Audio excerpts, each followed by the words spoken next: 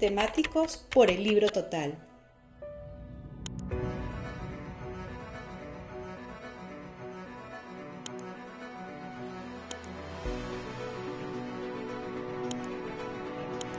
Leer siempre es viajar. Desde viajes temáticos por el Libro Total se proponen itinerarios con escalas y rutas cuyas trayectorias parten de libros, videoconferencias, música e imágenes que siguen, no obstante, el hilo de Ariadna que proporcionan las temáticas. Cada contenido está acompañado por un texto incitador y es presentado a través de portadas y títulos en azul o rojo que se activan al hacer clic.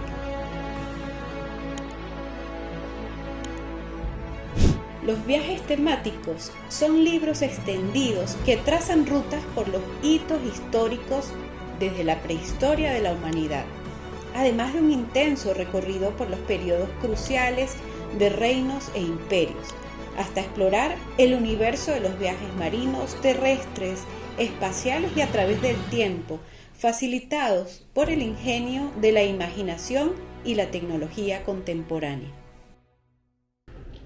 Bueno, esto fue una mínima cápsula de lo que querimos venirles a contar hoy. Quien les habla, Sandra Cuesta, directora de contenidos. A mi lado tengo a Daniel Navas, director del Libro Total.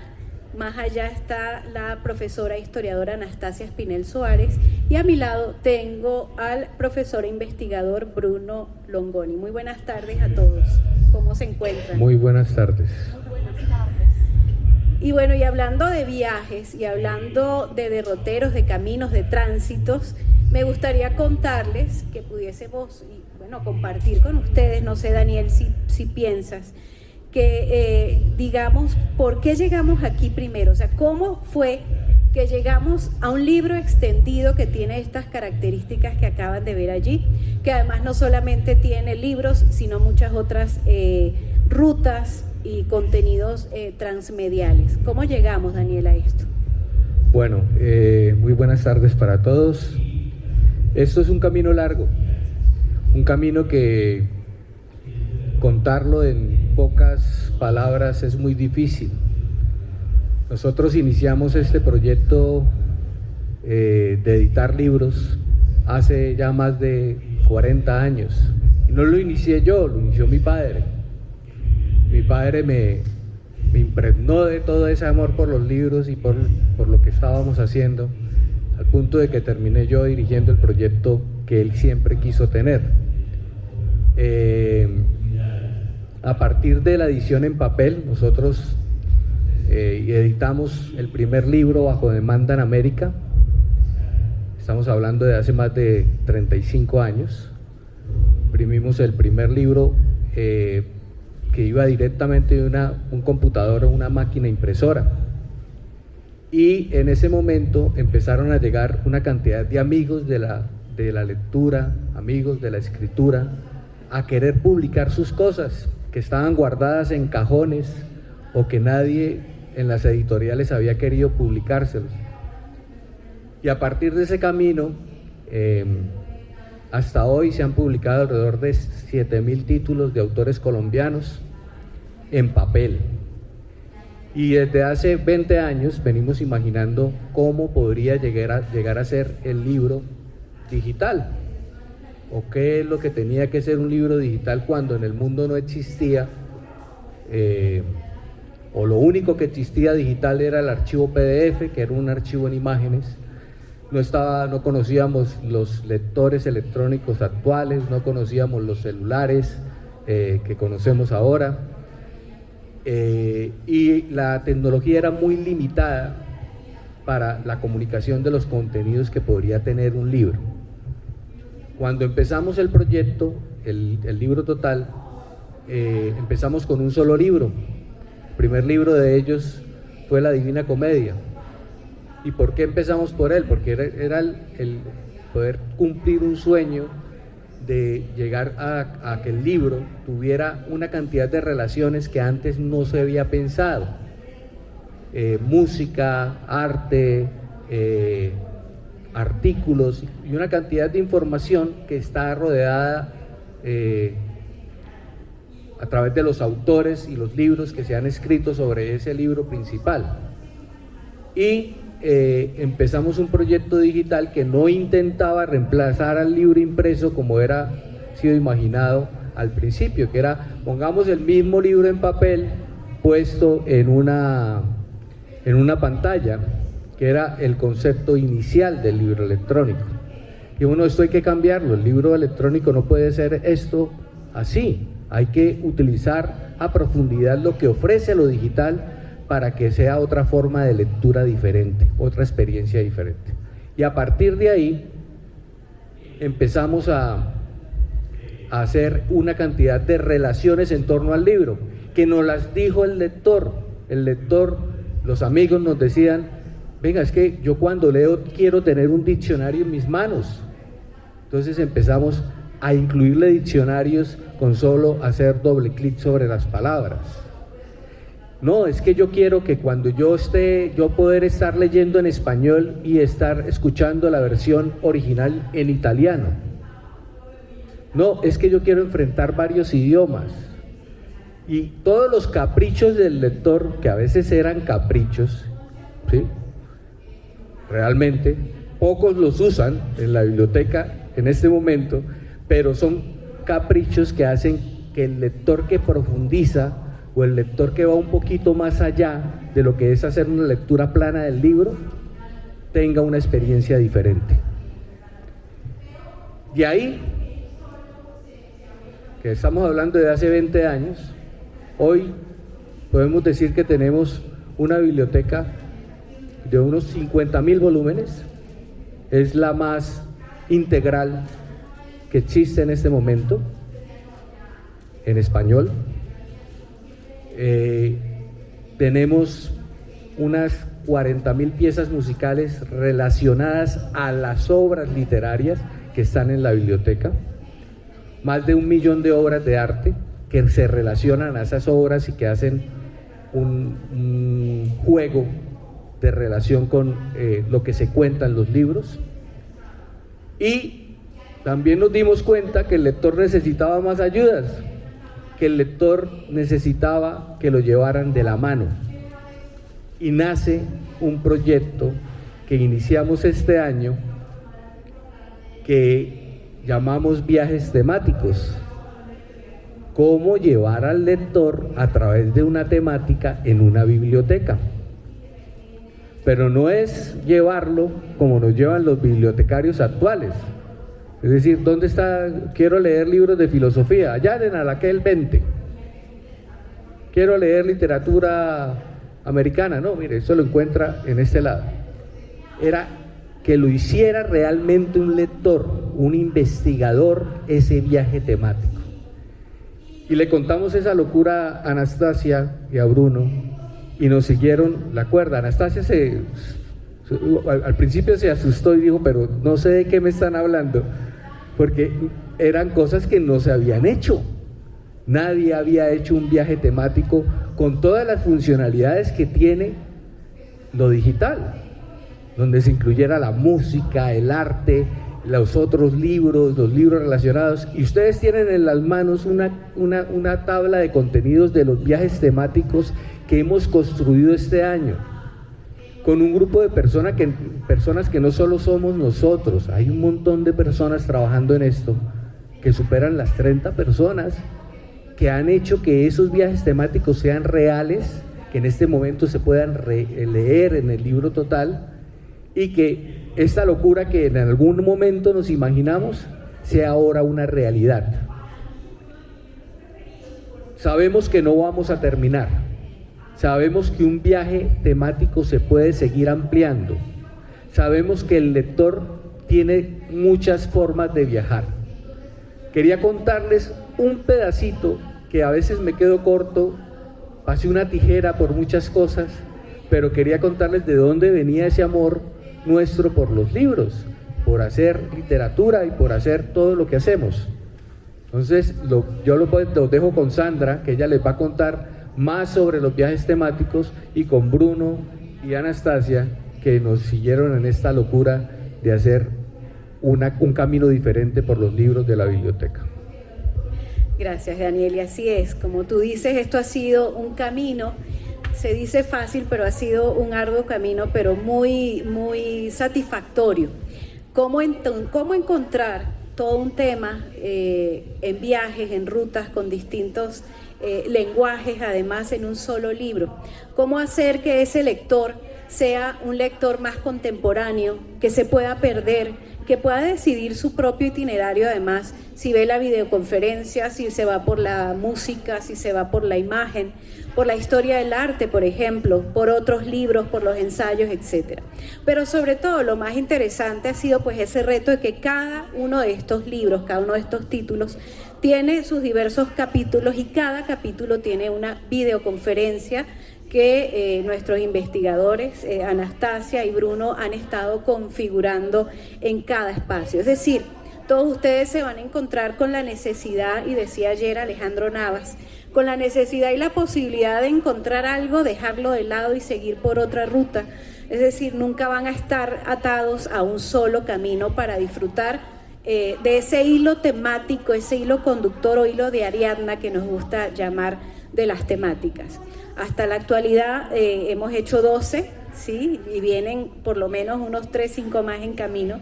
Y vamos, como dice ese texto que tienen ahí, vamos construyendo desde la prehistoria hasta los viajes intergalácticos.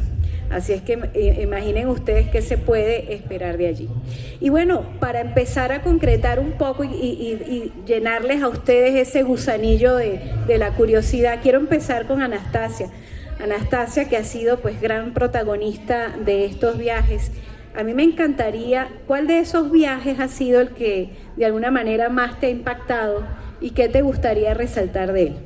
Bueno, preguntar a un autor como qué proyecto o qué libro le gusta más, es como, yo no sé, es como preguntar a una madre a cuál de sus hijos usted ama más. Es algo, diría yo, imposible de contestar. Yo adoro todo lo que había hecho con el libro total, comenzando desde mi primer libro con esta casa editorial, El Hombre de las Flores, que como se sabe había recorrido ya muchísimo terreno, se ha editado, reeditado en varios editoriales más, pero sigue siendo en gran parte uno de mis libros más queridos.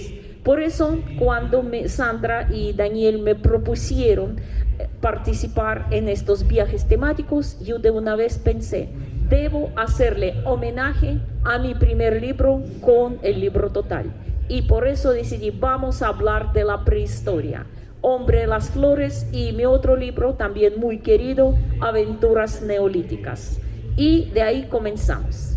Hablar de la prehistoria, eso a veces uno piensa, huesos, hachas de piedra, cuevas, cavernas y nada más. No, prehistoria ha sido una época fascinante, pero como el mismo hecho prehistoria quiere decir antes de la historia, ¿qué significa? Antes de los registros escritos. Y esto nos pone ante un reto tremendo. Por ejemplo, sí, podemos decir que, por ejemplo, el hombre en su aspecto moderno apareció hace tantos miles de años. Hace tantos miles de años se hizo capaz físicamente de hablar, comenzó a tallar las hachas en los cuchillos de piedra, cazaba mamuts, cazaba rinocerontes, dientes de sable, todo eso, de eso nos hablan las pruebas. También, por ejemplo, podemos decir cómo vivía, que le gustaba adornar sus viviendas con pinturas rupestres, que encendía fuego en la entrada para protegerse del frío y de los animales, que incluso comenzó a enterrar sus muertos, a celebrar algunos ritos funerarios, que significa que posiblemente ya comenzó a creer en el más allá y en la inmortalidad del alma. Pero todo esto es apenas una cima visible del gigantesco iceberg prehistórico que se esconde todavía de nuestra comprensión. Sí, podemos decir todo acerca de este hombre, pero ¿cómo se llamaba? ¿Qué pensamientos albergaba cuando, por ejemplo, dibujaba un bisonte o un mamut sobre la cueva de la caverna? Sí sabemos que enterraba a sus muertos, pero, por ejemplo, ¿qué ritos funerarios celebraba? ¿Qué oraciones tal vez leía sobre sus difuntos? qué esperanzas albergaba para su vida en el más allá. En fin, la famosa historia del hombre de las flores, sabemos que sí llevaban flores a las tumbas, pero ¿qué significado les otorgaba? El mismo que le otorgamos nosotros cuando llevamos las flores a las tumbas de nuestros seres queridos, o tenían para él algún otro significado. ¿Qué impulsó al hombre a descubrir nuevos horizontes, a adentrarse en las tierras desconocidas, tal como por ejemplo lo hacen los jóvenes personajes de las aventuras neolíticas? ¿Qué sentía el hombre, o mejor dicho, la mujer, porque sabemos que era inicialmente un oficio femenino, cuando por primera vez enterró bajo tierras las semillas esperando la cosecha del otro año? ¿Cómo tal vez el hombre, qué experimentaba el hombre hacia sus primeras mascotas, sus primeros animales domésticos? ¿Cómo adoraba a sus dioses y qué forma les daba? Toda esta espiritualidad prehistórica sigue siendo oculta. Por eso, en nuestro primer viaje temático con el libro Total sobre la prehistoria, yo hice énfasis precisamente en la parte espiritual de la prehistoria. Espero que para la mayoría de los lectores, de los videntes, sería algo novedoso. Muchas gracias, Anastasia. Quisiéramos perdernos en ese viaje por la prehistoria, pero vamos a darles otro contenido y a seguir despertando su curiosidad. Cronológicamente, pues corresponde a que vayamos a uno de los viajes que más pasión nos ha despertado, y es el viaje por la mitología clásica. Sabemos que los mitos de alguna manera nos siguen hablando y crearon de alguna forma también todo lo que, sobre todo si estamos hablando en nuestra cultura occidental, todo lo que somos, leemos, hemos entendido, todo lo que de alguna manera aproximamos como comprensión siempre va a estar relacionada con los mitos. En estos mitos que también aborda Anastasia Espinel, decidimos, ¿por qué no?, aproximarnos no solo por lo que ya le hemos venido contando, o sea, libros, ensayos, artículos, videoconferencias, sino que decidimos hacerle también un camino, un recorrido por la historia del arte. Cómo la imagen, cómo la representación del ser humano se apareja desde los orígenes del tiempo. Habría que precisamente ir de nuevo con el hombre de la prehistoria para ver esa necesidad de representación. Eso pasó con los mitos se han estado representando una y otra vez, y eso nos habla también de ese momento específico, de ese momento de época que aprehende, que toma esa imagen mítica. Y por eso hicimos en este viaje Mitología Clásica una historia alrededor del mito, pero a través de la pintura. Y por supuesto nos referimos pues a los siglos pictóricos, a los siglos y la cultura pictórica pues más interesante en torno a esa aproximación y esa apropiación. Estaríamos hablando desde el Renacimiento hasta el realismo. Pasamos el Renacimiento, el manierismo, el barroco, fuimos también por el neoclasicismo, nos fuimos también hacia el romanticismo y el realismo. 4 siglos de pintura para ayudarnos también a construir esas rutas de significado y de apropiación del mito. Hubo de aquí, yo me quedo, no sé si Laura me puedes ayudar, en el capítulo de Zeus podemos hacer una apropiación pictórica desde todas esas transformaciones de Zeus. Y junto a Zeus y su familia, que fue uno de los capítulos que dedica Anastasia a este viaje por la mitología clásica, pues tenemos ahí con Zeus y su familia un paseo por todas las transformaciones, ese Zeus enamorado, ese Zeus capaz de transformarse en nube dorada, capaz de transformarse en cisne, también en nube para atraer y finalmente enamorar, vamos a decir así, a sus presas. Entonces allí, no sé si puedes pasar, bueno, ustedes van a encontrar ahí, sigue pasando un poquito, y entonces vamos a encontrar, por ejemplo, el primer desnudo que hiciera Leonardo da Vinci, y nada menos y nada más que para contar Leda y el cisne, como por supuesto esta historia es interpretada pues por uno de los genios del Renacimiento, pero también en esa etapa vamos a encontrar a Tintoretto, pero también vamos a encontrar a Tiziano, a Correggio, ¿sí? De alguna manera fueron en ese siglo importantísimo del XVI quienes de una forma muy clásica además se apropiaron de estos mitos. Y así podemos ir llegando a, por ejemplo, una etapa y unos pintores que me interesaron muchísimo y que no fueron en Italia, sino que fueron los pintores flamencos y que los podemos encontrar en Bélgica y posteriormente se fueron a Praga, como Bartolomeo Spranger, que de alguna manera apropia de unos personajes mitológicos, una Atenea, una Afrodita, de una sensualidad pasmosa, vamos a decirlo así, y así fuimos recorriendo incluso cada mito, allí donde podíamos encontrar dentro del libro total esas pinturas de la historia del arte, allí también fuimos adaptándonos, ¿no?, a cada siglo y su representación del mito, de maneras desde las más clásicas hasta las más barrocas y finalmente incluso hasta las realistas y posrománticas. Los invito entonces a que paseen también por la historia del arte y del mito en este viaje temático. Continuando, vamos a seguir con estas aproximaciones. Quiero pues ya que vayamos con Bruno, él es doctor en literatura, lingüística y estudios culturales, recientemente laureado, por cierto. Y pues quiero también, Bruno, preguntarte, porque ha sido también una línea central de esos viajes temáticos que has elaborado, ¿cuáles de ellos, nombra uno o dos, que tengan esa impronta también desde los estudios literarios, desde la filología que también haces y impartes en tus aulas de clases? Buenos días para todos, ¿qué tal?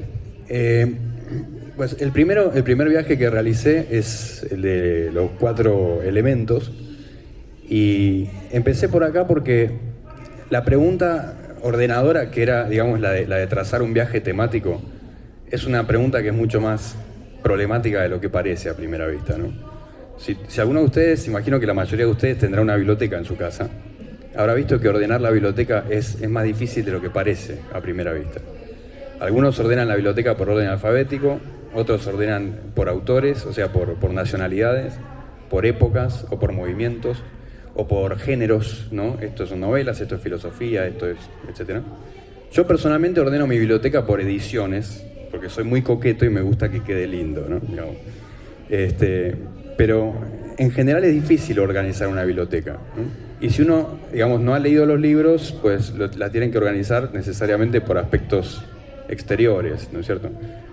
Pero cuando Daniel y Sandra me propusieron trazar viajes temáticos, lo primero que dije es, bueno, ¿dónde arrancar? ¿Cómo empezar? Y organizar, digamos, un viaje temático era una pregunta tan compleja como la de organizar el universo, digamos, ¿no? Porque una biblioteca obviamente es un universo simbólico, es una suerte de, digamos, condensación del caos universal, ¿no? Entonces, la pregunta de qué es el universo es la misma pregunta de qué está compuesto o cómo está organizado, ¿no? Los metafísicos de Tlön, en el famoso cuento de Borges, sostienen que un sistema no es otra cosa que la subordinación de todos los aspectos del universo a uno cualquiera de ellos, ¿no? Con lo cual, cualquier ordenamiento del universo nos dice menos del universo que de la mente humana, es decir, nos dice más sobre cómo nosotros los seres humanos organizamos las cosas que realmente cómo está compuesto el universo. Entonces yo dije, bueno, en la literatura, ¿cómo se organiza o cómo se ha pretendido organizar el universo? Y una de las explicaciones más antiguas es la de los 4 elementos.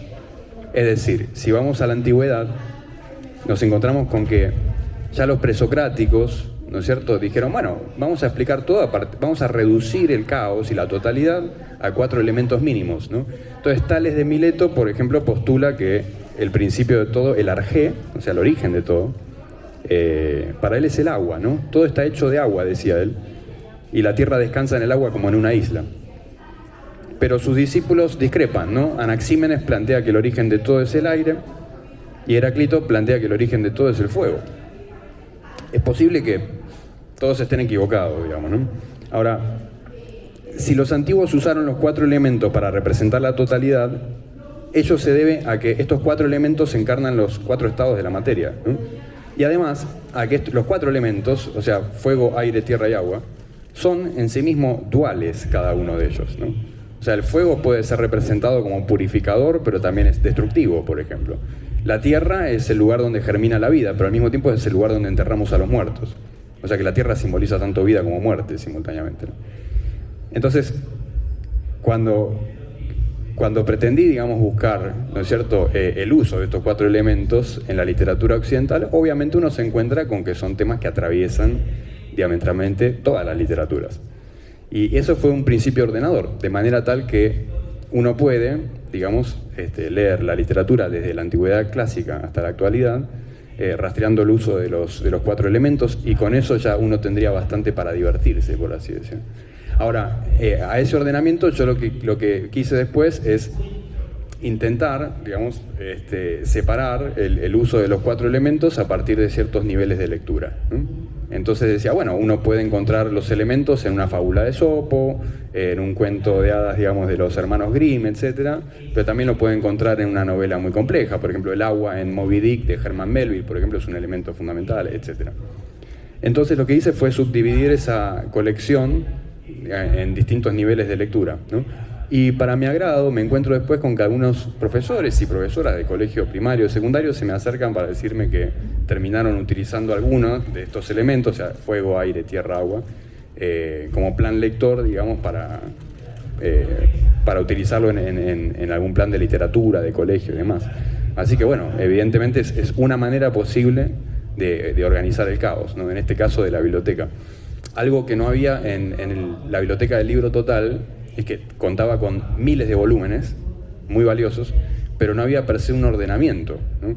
Entonces uno dice, bueno, si uno más o menos conoce del tema y ha leído bastante, entonces uno puede, aquel que no sabe o que ingresa con la intención de desasnarse y de internarse en la literatura, plantear una suerte de hilo de Ariadna, digamos, para que ese viaje no sea tan tortuoso, ¿no es cierto? Y después uno, obviamente, ya, o sea, la gente que pase por esas lecturas ya puede a su vez proponer otras lecturas u otros ordenamientos de la biblioteca, ¿no? Así que ese fue un poco el proyecto ahí. Y bueno, aquí tengo. Y justamente como es un ordenamiento y estamos proponiendo una lectura dinámica, me voy a saltar, iba a seguir contigo, pero ahora voy a volver al pasado. Porque justamente una de lo que nos atrajo bastante de este concepto de viajes temáticos era también, como les acaba de decir Bruno, una cantidad de libros de alguna manera presentes allí pero dispersos, un poco invisibles. Y por supuesto que la producción literaria de aventura y de ficción histórica de Anastasia Espinel Suárez es tan compleja, tan completa, que decidimos que gran parte de esos viajes temáticos tenían que ir alrededor de la literatura juvenil que ella propone. Quiero que nos hables de tu querida saga de Viaje por el Mundo de Publio. Bueno, muchas gracias, pero antes de que pasara la saga de Publio, me gustaría, como lo que Daniel estaba hablando, de que esos viajes no son aislados, que se interactúan entre sí.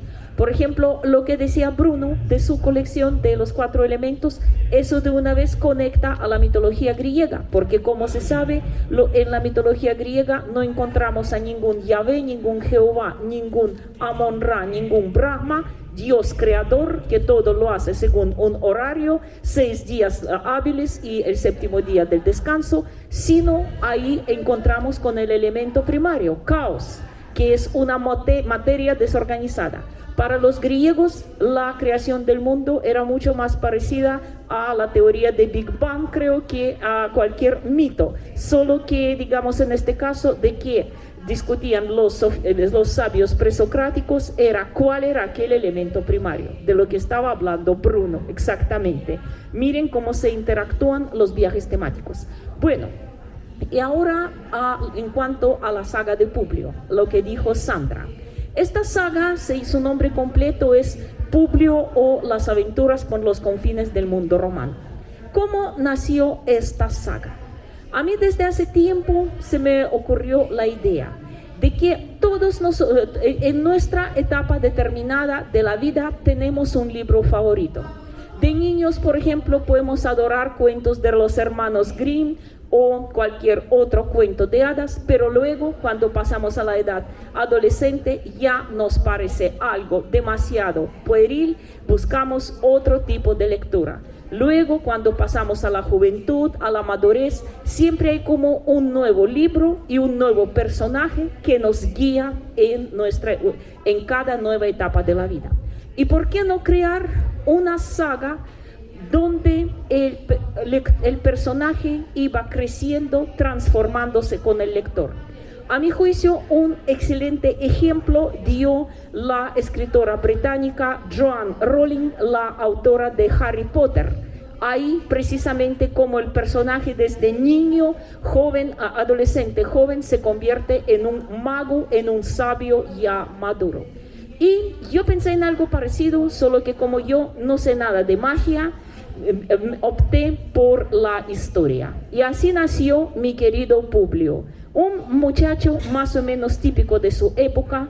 Escogí la época de la Edad de Oro del Imperio Romano, la Edad de Augusto, porque me pareció era una época lo más globalista, lo más parecido a la nuestra que podemos ver antes de la era de los descubrimientos. Y así comienza. Un lector joven, yo supongo que el primer libro de la saga es abordable a partir de 13, 14 años. Más o menos esta edad tiene mi personaje en esa época. Va avanzando y así nació Publio en el país de las cataratas, Publio en la ruta del incienso, Publio en la Legión Perdida, Publio en la última Amazona. En cada uno de los libros el personaje no solo digamos envejece, aunque de vejez podemos hablar en aquella época, abarca más o menos 10 años de la vida del personaje, y llevarlo desde la niñez, desde la adolescencia a la edad adulta, a través de todos los escenarios históricos, geográficos, absolutamente reales, aunque algunos creían que era un libro de fantasy. No, es una aventura histórica juvenil al principio y no tan juvenil en los últimos 2 libros. Yo diría, los últimos 2 libros, papás que están aquí presentes, no se lo den a leer a sus hijos hasta que no cumplan 18. Tienen unos momentos, diría yo, bastante fuertes. A propósito, el primer libro de esta saga hoy está aquí en la feria, en el stand de autores santanderianos, si les interesa. Entonces, como podemos ver, hacer al lector madurar junto con el protagonista es algo todavía bastante novedoso en la literatura. Así que bienvenidos a aquel universo del Publio, real, histórico, pero a la vez fascinante y lleno de aventuras. Gracias, Anastasia.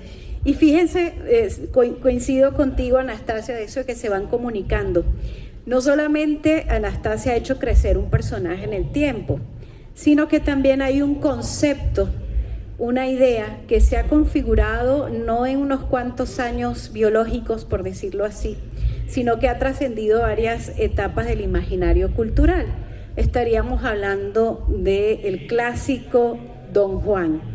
Bruno hizo uno de los viajes temáticos por ese concepto, digamos, por ese personaje y su transformación. ¿Nos puedes hablar de ese viaje temático?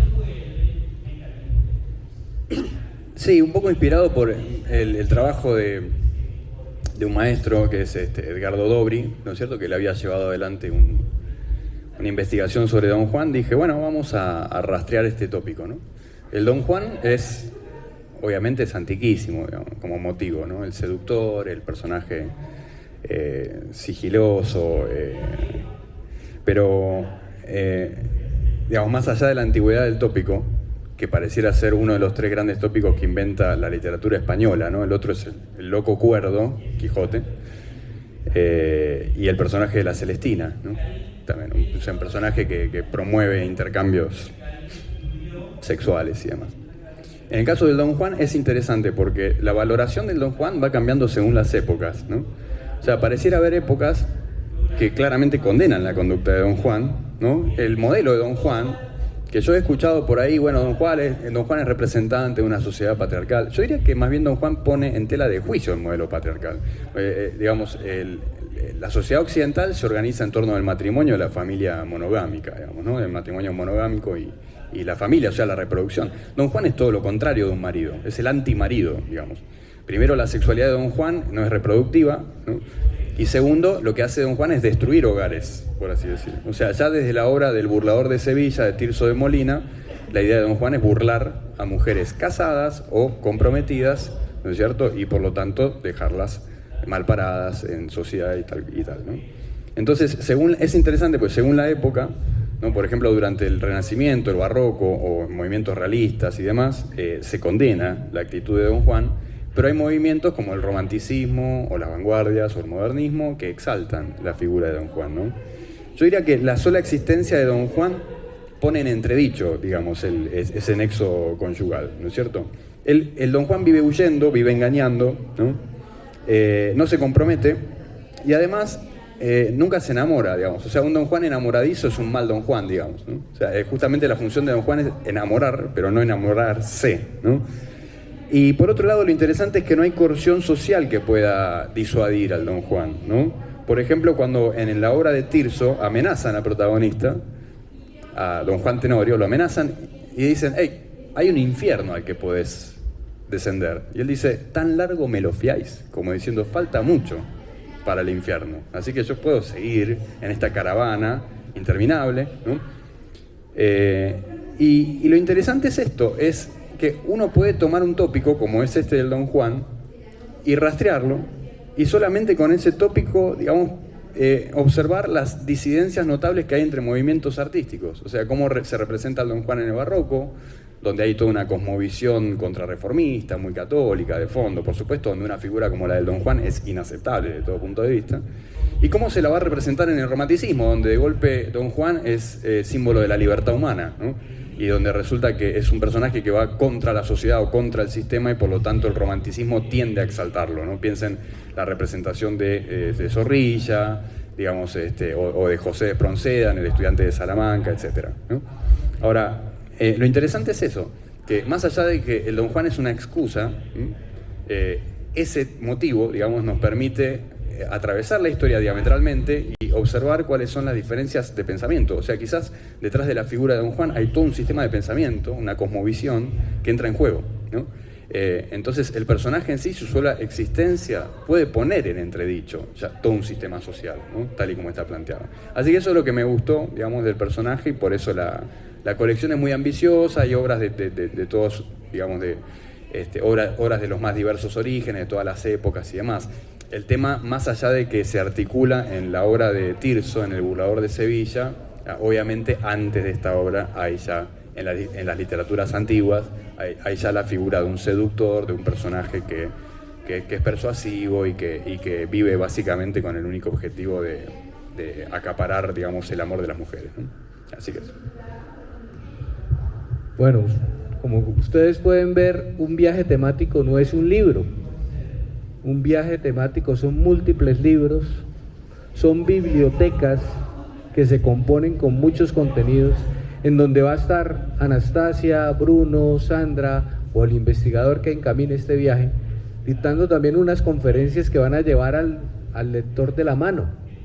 Todo eso que ellos contaron, que son pequeñas anécdotas, como introducciones a la temática, está desarrollado en un libro que contiene hipervínculos que le permiten al lector saltar y regresar, leer lo que quiere y profundizar en lo que quiere profundizar.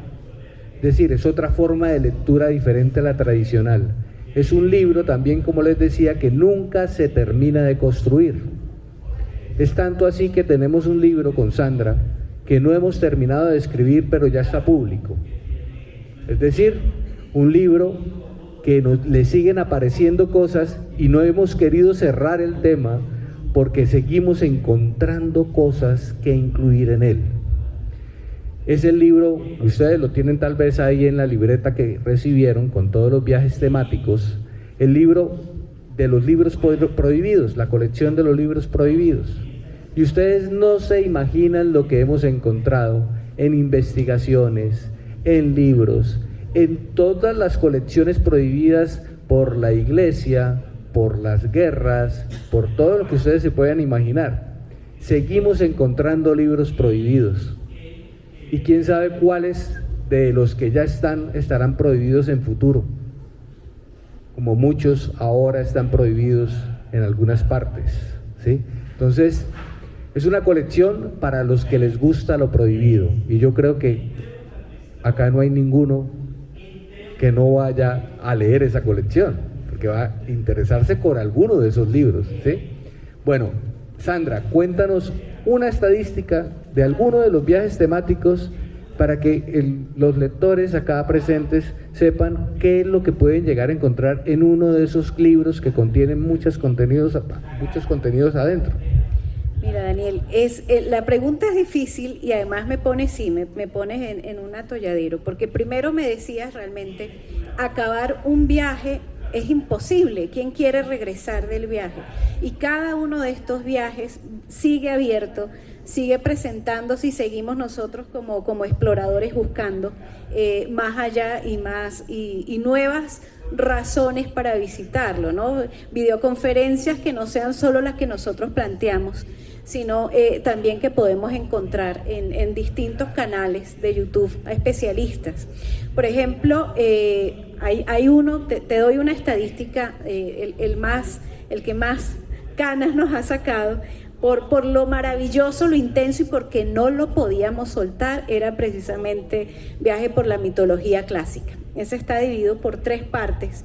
Cada parte tiene entre 10 y 19 capítulos cada parte. Estamos hablando de casi 60 capítulos. Estamos hablando que hay alrededor de 80 conferencias de Anastasia alrededor de cada uno de los temas, pasando por los antiguos reinos, los titanes, los olímpicos, los dioses, los héroes, en fin. Así es que, y todavía estamos montando algunos de esos videos. Tenemos aquí el equipo de producción audiovisual, quienes han hecho posible además que cada una de estas charlas se monte. Solamente entonces allí estaríamos hablando de alrededor de 80 videoconferencias y más de 150 títulos dentro de mitología clásica, más de 100 pinturas que también ayudan y acompañan ese derrotero de la mitología. También hay unos más cortos, por supuesto, pero estamos hablando que por lo menos, Daniel, en cada uno de estos libros vamos a encontrar unos 50, 60 nuevos títulos que leer. Es decir, es un viaje incluso para de repente irse a Grecia, pero desviarse a Roma, pronto podremos ir a Egipto. Estamos en Egipto ahora, pero también podemos entonces mirar esas costumbres de épocas, como decíamos con Bruno, el Renacimiento, el Barroco, el Neoclasicismo, el Romanticismo, que además trajo tanto para muchos temas de los que estamos trabajando ahí. Y acabamos de terminar, y quiero pues invitarlos a esa próxima conversación que vamos a tener el próximo sábado. Acabamos de terminar con Bruno, pues Viaje por la ciencia ficción. Es decir, cada uno de estos 12 títulos que ustedes se van a encontrar ahí no tiene menos, Daniel, de 20 conferencias, 50, 100 libros que ustedes pueden disfrutar. Y me gusta mucho porque el azar, fíjate, bueno, el azar y el no azar también, dentro del azar cabe el que no es tampoco el azar. Y es que hemos hecho sin darnos cuenta ese viaje desde la prehistoria, como decíamos ahí en esa presentación, hasta los viajes intergalácticos, pasando por reinos, imperios, etcétera, etcétera. Esa es la historia y esa es la idea también, que ustedes como lectores puedan proponer nuevos temas, puedan proponer también nuevos contenidos que podamos ir en este proceso de creación permanente en los viajes temáticos. Esa sería una invitación también. Y como nos gusta hacer cosas todo el tiempo diferentes, nos vamos encontrando con los viajes accidentalmente. Hoy precisamente, si ustedes pasearon la feria y entraron por la parte principal, encuentran un viaje temático por 3.200 escritores que hay en la biblioteca. Y ese viaje temático queremos desarrollarlo también. cómo la escritura, cómo todos los escritores se pueden convertir en un muro, en una expresión física, cómo una biblioteca digital tiene una representación física, que nadie había hecho esto de representar lo digital en ese volumen de entradas.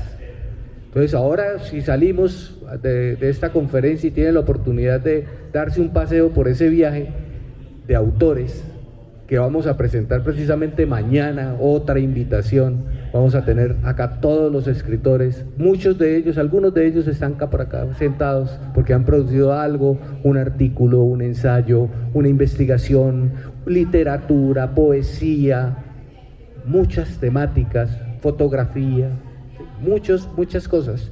Quisiéramos meterlos a todos en ese muro, pero necesitaríamos, yo creo que 15, 20 veces ese espacio para poderlo hacer, porque sí, son 20.000. La muralla china, dice. Sí, la muralla china. Y ojalá lleguemos a hacer murallas de este tipo por toda la ciudad y por todos los sitios que necesiten una biblioteca. De manera muy económica lo lograríamos, porque tendríamos en las escuelas incitadores para que los niños vayan a los libros. Y cómo hacer eso digital que es tan efímero, convertirlo en una representación en donde los niños puedan viajar, ¿sí? Entonces apostamos siempre por traerles a ustedes, como personas que vienen a este tipo de espacios y ferias, cosas nuevas. Nunca nos repetimos, siempre estamos haciendo cosas diferentes porque nos divertimos con lo que hacemos. Y este concepto de los viajes temáticos nos tiene atrapados ahora a los investigadores, a la gente de la Casa del Libro, a los que formamos la biblioteca, haciendo cosas, porque nos siguen apareciendo viajes. Precisamente para esta feria nos apareció el viaje de la ciencia ficción. Dijimos, tenemos que trabajar en la ciencia ficción, y aceleramos el paso con Bruno. Dijimos, tenemos que desarrollar esto, porque tenemos un compromiso con las personas que vienen a esta feria, de presentarles algo, de contarles algo en el que estamos trabajando. Entonces, les agradezco a ustedes la asistencia. Quiero que hagan, si quieren, con mucho gusto, preguntas. Estamos para responderlas. Adelante, buenas tardes. Gracias, buenas tardes. Daniel habló al comienzo de música y probablemente películas. ¿En estos viajes temáticos tienen links para música, películas, videos? Sí, últimamente empezamos a incursionar en que la biblioteca debería contener videos también, sobre todo lo que son documentales, entrevistas y videos que tuvieran contenido. Pero como no habíamos tenido la tecnología para poder extraer la información que tiene un video, pues no habíamos contemplado esa forma. En este momento llevamos música, tenemos muchísimas piezas, eso ya desde que nació la biblioteca la música está incluida, ¿sí? Y está dentro de los viajes temáticos también. La música, estamos trabajando en eso también, en incluir música dentro de los viajes temáticos. Claro, sí, por supuesto, y por eso ha sido más laborioso el tema, ¿no? No la hemos dejado de última, sino que nos las estamos pensando más, pero cada uno de esos libros va a estar acompañado todavía hay algunos que tienen algunos enlaces relacionados, pero ese es el trabajo que se nos viene en los próximos tiempos, que es, como decíamos, seguir enriqueciendo cada uno de ellos. Hay algo particular con el video. ¿Por qué les contaba de la metadata de un video es tan importante? Porque es que no podemos buscar en las conferencias, no podemos buscar en las películas. Ahora sí. O sea, desarrollamos una tecnología para poder extraer la información que lleva un video y poder buscar en dónde está nombrado algo, dónde está un personaje nombrado, dónde está nombrado un lugar o algo que esté dentro del video, y ir exactamente al minuto en donde está nombrado un personaje, un lugar o algo. Porque si algo tiene el libro total es que toda la metadata es líquida, nos permite buscar, mezclar, encontrar los vocabularios de los libros, de los videos y encontrar cualquier cosa que se encuentra en los contenidos. Hagamos una prueba, Laura, por favor. Escribe arriba en el buscador prehistoria, por ejemplo.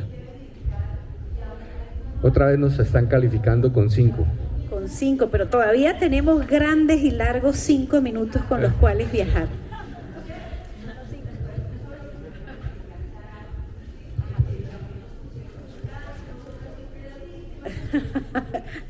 Sí.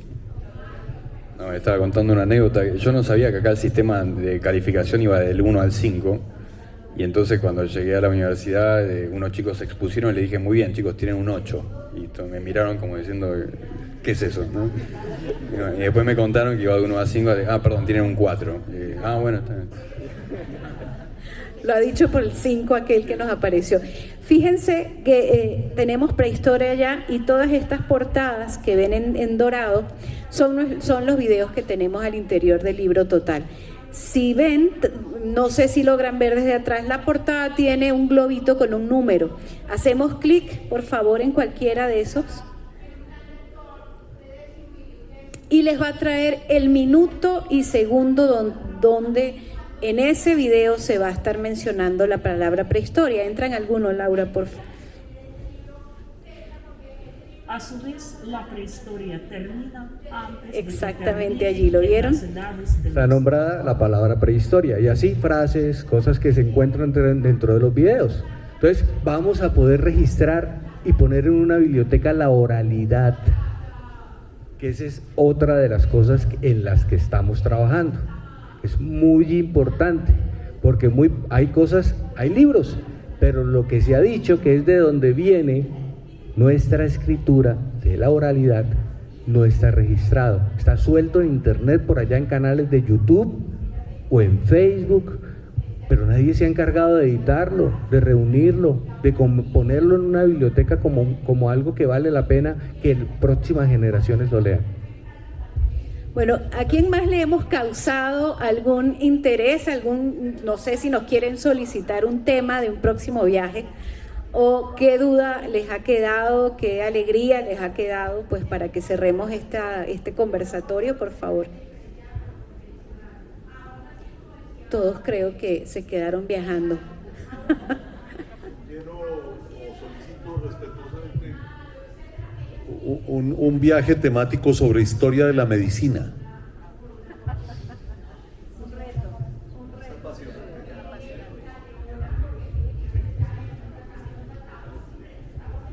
Sí. Acá la profesora ya dijo porque yo di... Perdón, es que he dictado historia de la medicina en la UDES ya para los estudiantes médicos del primer semestre y usted como que me ha sugerido esa idea. Excelente. Ese tema lo encontré en Spotify, la historiadora Diana Uribe. Él ya hizo aproximadamente 7 capítulos de historia de la medicina, empezando desde los tiempos de los romanos y antes. Está muy bien. Después. Todos esos contenidos, por ejemplo, que muchas veces son externos y son parte de instituciones, nosotros también los tenemos contemplados, ¿sí? Los canales de YouTube que tienen una especialidad en historia de la medicina están también contemplados en los viajes temáticos.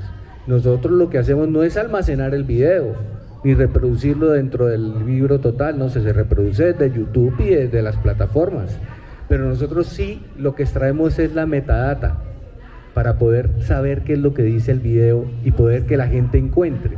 Entonces todas esas cosas que nos las aporta también el lector, nos dice, ven, yo conozco un especialista que también habla de ese tema y sería bueno que estuviera en el viaje temático y lo citaras en ese texto que estás construyendo con una cantidad de enlaces. Nos valemos también de lo externo. Nosotros realmente somos editores, como lectores somos editores y señalamos y decimos esto es bueno, venga, lo vamos a traer acá, lo componemos y formamos una idea. Ese es lo que queríamos contarles hoy. Vamos a seguir viajando en torno a la biblioteca, vamos a seguir construyendo viajes temáticos. Los invitamos al muro ese que tenemos en la entrada para que se den un viaje por 20,000 libros que tienen esos autores y a que nos acompañen toda esta feria, que vamos a tener todos los días cosas diferentes, planes y cosas que hemos llevado a cabo y que quiero que conozcan, queremos que conozcan con el equipo. Entonces muchas gracias y que tengan un muy buena tarde. La cita a las 3:30 todas las tardes. Muchas gracias por asistir.